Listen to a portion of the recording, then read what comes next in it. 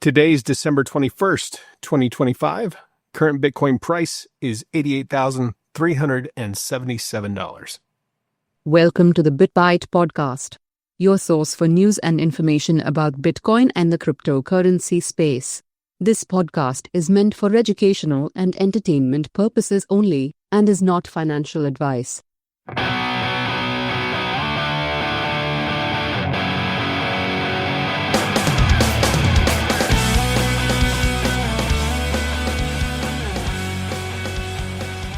Merry Christmas, Rick. Merry Christmas, Hans. Yeah, I don't think Santa's bringing us some positive Bitcoin price for Christmas. Oh, probably not, but I don't rely on Santa on this one. Yeah, no, this is definitely not a Santa thing for sure. It's I don't know. How are you feeling about the markets right now? I wouldn't say confused. I'd say pretty disappointed. Yeah. And you know, we don't really have any confirmation that of price switching exactly, but I have a very strong suspicion that's what's going on. That's what's been going on basically this whole couple of years since the ETF, BlackRock and the ETFs took over. Do you think there's paper trading going on that's going on in the background where we're not seeing it, or do you think it's just a overall suppression of price? Yes, I think both. Okay. Suppression of price through paper trading. Okay. And that's the thing, you know. I mean, we can go in a long diatribe, especially like GameStop. Remember when everyone was trying to short it, and then all the people in Reddit were buying GameStop. Oh yeah, like crazy, because there was like three times as many shorts going in as there were GameStop stocks.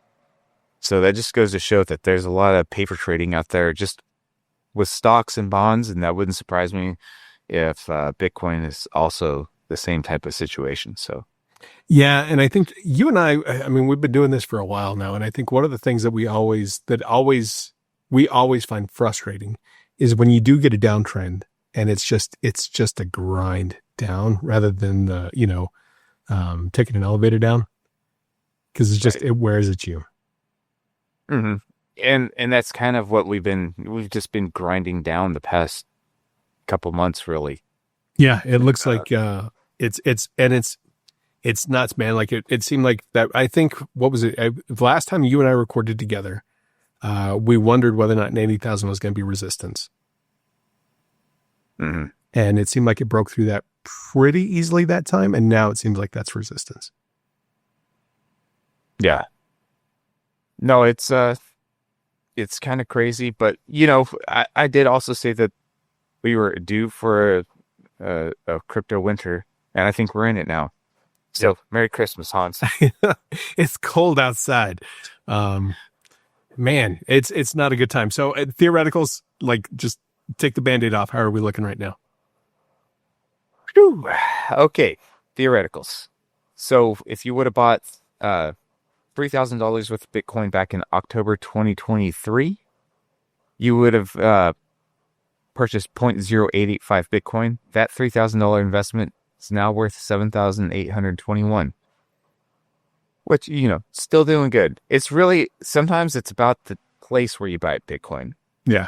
And that one was a spectacular choice, because that's right as things were starting to heat up before the summer began, I guess, or right before, you know, the run up. The second purchase, usually historically, if you bought at the halving, you were doing absolutely fantastic. And so we theoretically purchased $1,000 right at the halving, April 19th, 2024. And that $1,000 investment would have netted you 0.01564 Bitcoin, which is now worth $1,382. So 38% increase, pretty tame compared to the previous halvings price. Yeah, especially because, I mean, that's almost, a year and a half, a little bit over a year and a half now? Yeah, it's over a year and a half. We're closer to 2 years. That's so crazy to think about. Almost 2 years from the halving now. That's nuts. Yeah. Whereas, it's kind of crazy. the other thing is, like, if you would have bought the previous halving, I think the Bitcoin price was at $7,000, roughly 7,500. Just Yeah. I'm just pulling these numbers off the top of my head, but the price peaked at $69,000 like a year later. Yeah. So, yeah, this is pretty mild from our perspective, or historically. Yeah, So. for sure. And when we look at the ETFs too, like they're finally starting to show some black. There's not a whole lot in the way of positive days. I mean, there's a few in there, but they're kind of sparse amounts. There's nothing that's too terribly crazy. We're starting to see more black though, so that's good. For a while there, we saw nothing but a sea of red. So I don't know. It's, what typically happens too, you start to see a lot of people that if they're going to take a loss, right? Like right now, say you bought Bitcoin at 126,000. You were one of those poor guys that bought at the top, right? And you bought a whole coin. Right now, one of the smartest things you could do would be to sell a whole Bitcoin and buy it back immediately. That way you can record the loss for your tax returns. Does that make sense what I'm saying? Yeah. Yeah. Because I mean, you're not in any real danger of losing your whole coin status, but that way, like you could and that's if you were going to keep it. Some people are probably just selling and they're not going to buy back in, but I do not recommend that. Although, I mean, heck, who knows what it's going to do. I mean, we could go down further still. But I don't know. It's a weird economic time. There was some economic stuff that I think we kind of wanted to dive into that I don't know how it's going to affect over the long period here. But one of the first things we got is CPI came out for November, and it came in at 2.7, which was below expectations. Yeah. Core CPI also eased, signaling that price pressures are moving in the right direction. So that means some prices are coming down. I was talking to a guy the other day, and he said that him and his wife actually noticed grocery store prices were coming down a little bit. So that's good, but it's hard for companies to say that they're going to let go of goods at a certain price once they've kind of gotten used to getting money at that level. Does that make sense? No. Companies don't want to. Basically, they're retreating at a certain point, and that's not what they're in the business of doing, right? Yeah. And it's kind of weird because they're saying that this information is kind of messy because of this shutdown still. So they're relying on non-survey sources, making this a partial CPI rating. And that kind of makes sense. Though I think, I've been pretty pessimistic about the economy in general, and price going down is kind of something I'm prepared for, because I think that we are in a mess. Yeah. Financially. So, I mean, it's kind of a weird time, but we'll see what the numbers look like next year. I mean, generally the real estate market kind of crashes every 18 years, and the last crash was back in 2008. So, we're due for another one this year. So, Happy New Year. You're the bubble of positivity on this episode. Always.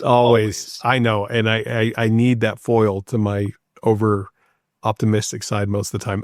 One of the other things too that I wanted to bring up, we haven't really talked about this. I don't think. Maybe we have, but Trump is talking about the tariff rebates or whatever, the tariff.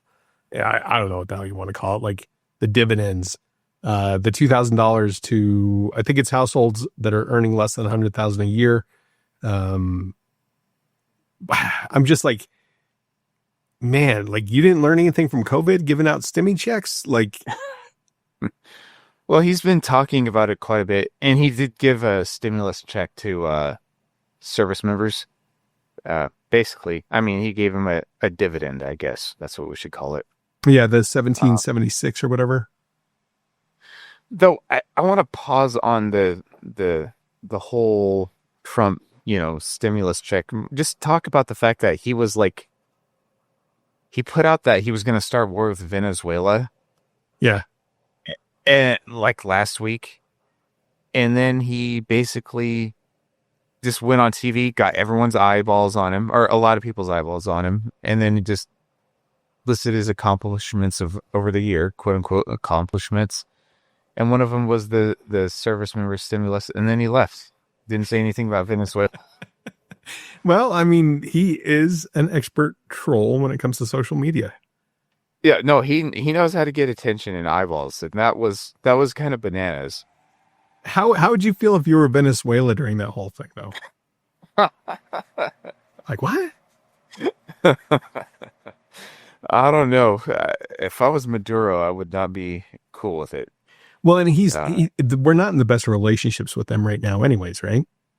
We haven't been, but I mean, he is a communist dictator, basically. Yeah. But I don't know. I'm not in the business of personally. I'm not in the business of toppling, dictators around the second or third world. It's not really worked out for America in the past. No. The 21st century. No.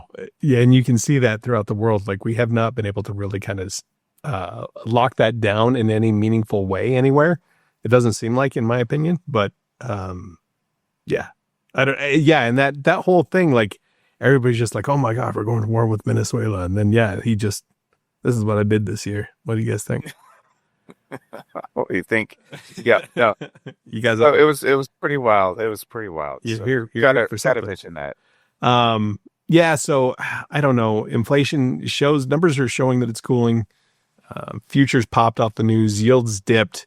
And I mean, it seems like some people are optimistic, but it's so hard to tell. And like, I don't know, markets have just been so up and down. Like nothing has reacted. I mean, I guess in a way it has, but for the most part, it doesn't feel like it's reacting as positively as it should. One of the other big things that we had is we did see another Fed rate cut. So this was the third rate cut in a year. And it was 25 basis points. But the labor market, they're saying, is weakening. According to information, they're saying that there was 32,000 jobs that were lost in November. And again, the Fed is still reporting that they're partially flying blind because of no economic data because of the shutdown. What are your thoughts on the rate cut? Well, I told you, I think the last episode we recorded, that they're damned if they do and they're damned if they don't as far as rate cuts. So, yeah, I'm pretty sure they are flying blind, but yeah, I don't think there's really any faith in the Federal Reserve or the federal government right now. Yeah, at least from how I perceive it. Granted, I'm also kind of the Grinch this Christmas, so we'll see if that keeps going. Well, and I think it's kind of interesting. I mean, because there's been rumors that Trump's going to replace Powell this year or this coming year, and Powell, I think, has already stated that there's only looking at doing one rate cut for 2026. So I don't know. They're easing right now, but they're cautious. I don't know. They're tapping the brakes, but at the same time, it's like we were told that quantitative easing was going to start up again. So, and that was supposed to start in December. Yeah. Well, it does seem like, the tightening has happened. And, that just is kind of an interesting point. One thing I was looking at was global liquidity charts. And usually that foretells what Bitcoin's going to do, because as liquidity goes up, Bitcoin price historically has gone up. Yeah. And if anything, it's been doing the opposite. Yeah. And global liquidity is going up, but Bitcoin's price is going down. So it's just kind of an interesting view. And I think really what we can blame it on is just the lack of retail. And I think the retail market is not really happening because a lot of people are broke, or an overwhelming majority of people are broke. Yeah, I think you're right. I think that's a really good point to make. I think it'll be interesting to see what CPI numbers come out for December when we get into January, because I do think largely, Main Street in the United States, they really have not had extra money to spend. I think with everything kind of just compiling in the years and years of just increased costs across the board. Like, I think most people have been able to weather in some way, shape, or form for a short term, but this has been such a prolonged term of increased prices. What we'll say 4 years at least. Yeah, I was going to say pretty much almost 5 years at this point. Yeah. 2021 when things really kicked off, and we're right knocking on the door of 2026. Yeah. And it's just been, I mean, the purchasing power has been garbage. Like, it's been so depleted. And, you know, when it comes to pay, I mean, one of the big things that a lot of people are like, oh, inflation is not bad because that means your pay goes up. Well, it doesn't go up in time. Like, it doesn't match. You know what I'm saying? Like, I've heard people say that to me before. They're like, well, inflation's not horrible because your pay keeps up with it. No, it doesn't.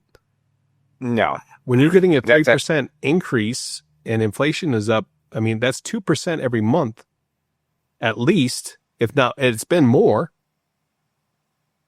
High 2% at that. Yeah. We haven't been at 2% in a long time, and that's just what they're showing us. Yeah. And, you know, they always keep changing the basket of goods for a CPI to make it look better. I mean, that's kind of the name of the game, is you just pick certain goods that haven't gone up and just go, yeah, it's only gone up 2.7%. What are you complaining about? It's like, no. 2.7%, I mean, that's a good thing. Yeah, right. Yeah, certain goods, like especially if you're buying like electrical wire or, you know, construction materials, it's like closer to 20% a year at this point, you know? And it was over that in 2021. Yeah. So it's been a rough stretch. It has been. And there's not been, as much as they want to pat themselves on the back and act like they're doing such a good thing, there hasn't been relief for the common man. Because most people don't understand investing. They're not. And that's one of the biggest things is, like, when you look back at whenever we got the stimmy checks, the smart money invested that money. The dumb money went out and bought stupid shit. Pardon my French. No, that's how it went. And the interesting theoretical would have been what was Bitcoin's price when the stimulus checks went out? Like 50 grand, something like that. Yeah, maybe it may have even been less than that at the time. Yeah, because Bitcoin had crashed a little bit, went to 35 from 60, and then it climbed its way back up to 69. But let's just say it was 35 grand. If you would have took that, you basically would have netted yourself a theoretical number one purchase of 0.0885 Bitcoin, or somewhere in that neighborhood. Yeah. Yeah, man, it could have even been better than that. Yeah. Thinking that far back. Yeah, it's crazy to think about, and so much has been just grinded on. And that's where I have such a problem with, like, these extra stimmy checks coming. And that brings us to kind of the next topic I wanted to talk about with Peter Schiff. We know he's a gold bug, right? Like, he's always in there about gold. When he's saying that Bitcoin holders are basically jumping from the frying pan into the fire. And he's insisting that Bitcoin's going to crash before the dollar does, which, I mean, it depends on what you want to consider a Bitcoin crash. Like, right now we're down about 30%, I think, from our high. But at the same time, like, when you look at this, I think silver is now at $67 an ounce. Ooh, buddy. Yeah. For silver, I mean, think about it. Like, silver typically has been like $20 to $24 historically, right? Over the past few years. Yeah. And then this, like, how many months has it been just going gangbusters? Is it basically this year? Yeah, it's basically been this year that it happened. Yeah. Well, silver was late to the party because gold had doubled, and then silver had stuck around 25, and now, I mean, the last time I checked, it was north of 50, which I was like, dang, that's pretty impressive. Yeah. And now it's $67. I haven't even looked in a while. Yeah, I hadn't looked in a while either until I saw this. Wow. Yeah, no, that's kind of impressive. What's gold at? Gold is at 4,338. So it's a little bit off of its high. Yeah, because what is 4,500 its high? Right in there? It was somewhere 44. I thought it was around 44, somewhere in that neighborhood. 45. Okay. And then it crashed, but now it's climbing its way back up. So, you know, at least in this time frame, I think Peter Schiff is right. That gold has been the smart investment, but I just don't think that's the long term. No. Granted, I think the real issue is just the American dollar and how much we're printing and spending. So I think that's really the crash that we're witnessing. It's a big, beautiful bill, though, Rick. It's big and beautiful. It's big and beautiful, you know. We're going to spend. Kind of like. Go ahead. What were you going to say? I was going to say, like, I've heard the term BBWs from Big Beautiful. Oh, my gosh. Like, yeah. That's what this bill is, you know. Yeah. Though that bill was so big, even a black man couldn't love it. I digress. Yeah, it's I don't know, man. Like I'm just like the fact that people don't get the hardened money is what you need. Like you need hardened assets in order to outpace the inflation that's happening. And I don't see that inflation slowing down. We're adding still $1 trillion we're saying every 90 days or 100 days to the deficit. If we have stimmy checks coming out, I don't know. And I think that's the other thing. Like I said, with Bitcoin, I think some people are going to be selling just that way they can mark down a loss for the year on their. And, you know, the other thing that we'll see going into 2026 is you're going to see some people sell off because they need to sell money to pay their tax bill. So it's going to be kind of a weird time right now. I'm not looking for any more pops between now and the end of the year, and probably even into the beginning of 2026. I think we may still kind of stay on a downward grind, and it looks like it's going to stay as a grind. Yeah. Though, if it does this kind of slow grind, I mean, what's the lows going to look like? I mean, the high has not been historically what we were expecting. Mm-hmm. Maybe this low is also going to be kind of subdued. No, you're absolutely right. And it could be a shortened winter again, comparatively speaking. Well, I mean, historically speaking, usually the market kind of grinds down and then the low is going to be sometime in late 2026. And that's the time to load up. Usually, I mean, historically speaking, maybe that's the same case. And maybe Bitcoin's on sale. Maybe that's what I think the smartest move right now is just the dollar cost average. Yeah. And hold on to that. Yeah, I'm looking at getting a chunk of change here pretty soon, and I'm gonna buy back in, but I'm gonna ladder it. I'm not gonna buy it all in at once. So we'll have to kind of just see how that plays, depending on what happens over the next few months for sure. And then one last thing that I kind of wanted to bring up too is, and I want you to take this into the context of where we're at today, whereas where we were like 7 years ago, or maybe even 4 years ago. Maybe 5. But Elon Musk recently tweeted saying that energy is the true currency. And obviously, like, Bitcoin is considered conserved energy, because it is based off of energy. And Musk basically tweeted that fiat was hopeless. You know, there's been a lot of different news out there talking about how he would never attempt to do Doge again or anything like that, just because it was such a pain in the butt. So it's kind of interesting. Whereas if he would have tweeted this back when everybody loved him, the left and the right, like this probably would have sent Bitcoin skyrocketing. Yep. Price wise. And now it's just like, meh. Meh. Well, and there were some rumors that Tesla sold all their Bitcoin recently. Oh, really? I've seen some rumors about it on Twitter, granted, or X. You know, you got to take everything with a grain of salt there. Just, man, I think following anything on X, it's all about engagement farming. Mm-hmm. And none of it's like truth at all. It's just about like saying some bombastic stuff and trying to get people to follow you. Yeah, trying to get eyes on it. Exactly. X is such the Wild West, man. You never know what it is. You got to be careful on. It's funny how what X has become. But I mean, bless it. Like you could post pretty much whatever you want to on X. Yes. Which is a good thing, I think. It is a good thing, but I'm just saying it's the Wild West, and the fact that people are just posting complete crap and, standing on it. And it's pretty crazy what you see on there anymore. Yeah. No, I agree. I completely agree. But yeah, that's pretty much all we have for right now, or at least that's all I have. Is there anything else you wanted to bring up on this episode? Nope, just not enjoying this grind. Yeah, me neither. I do want to say heartfelt happy holidays to everybody out there. Merry Christmas, Happy New Year. Thank you for those that do listen to us and share. If you find what we have to say insightful or fun or anything like that, share it with your friends.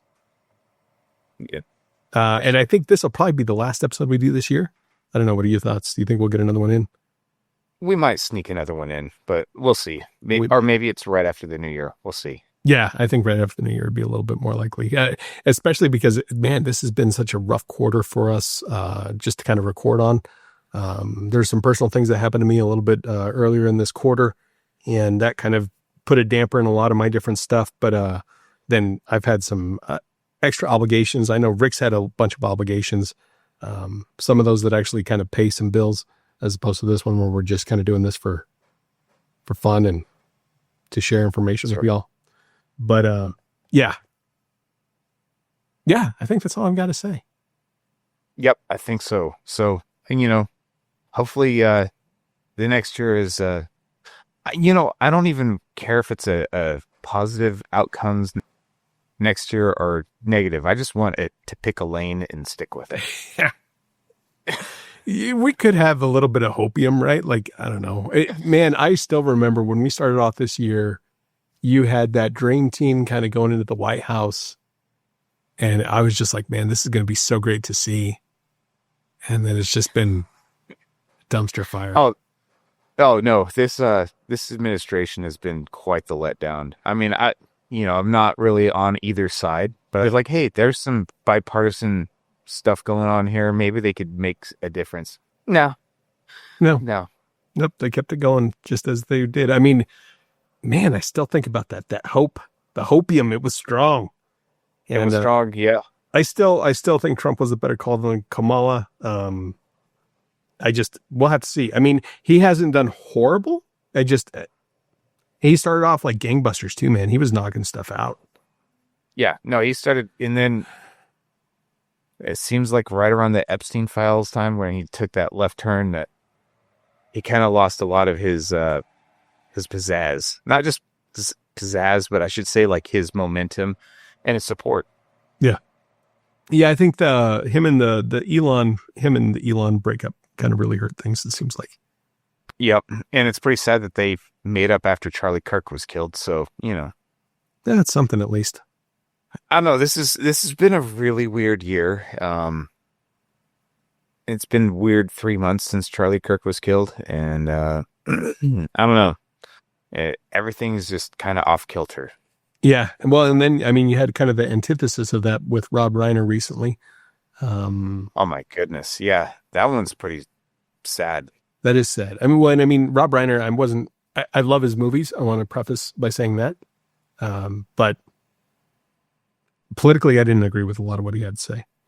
No, I didn't really agree with anything he had to say, but damn, you just go down the list of all the movies he was in. It was incredible. Yeah. Princess Bride, man. Like that's a huge one.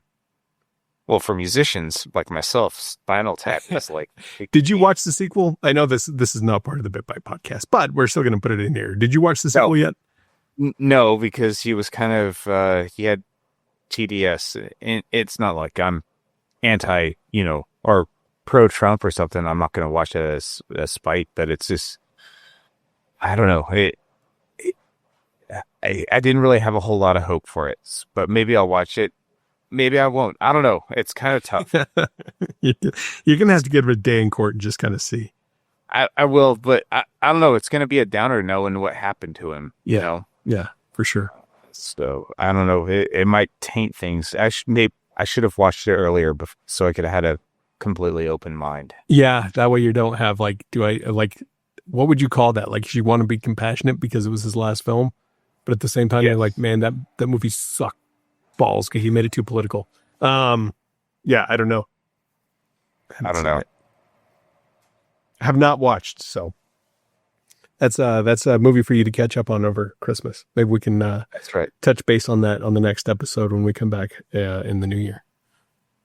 Maybe. Thank you all for listening. Bye.